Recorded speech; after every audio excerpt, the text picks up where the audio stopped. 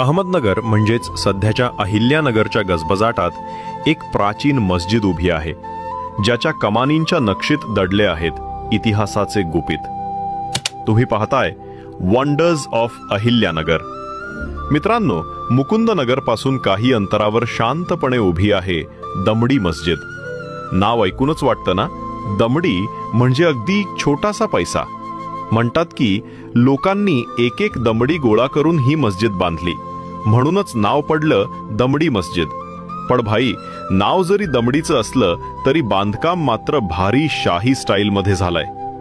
1568 मध्ये अहमदनगर सुलतानतेच्या काळात उभारलेली ही मस्जिद निजामशाही आर्किटेक्चरचं भन्नाट उदाहरण आहे. 3 भव्य मेहराब, नक्षीकाम केलेले पिलर्स, झोगदार मिनार, सगळं पाहिलं की त्या काळच्या कारागिरांची कमालच वाटते. आज थोडीशी भग्नावस्थेत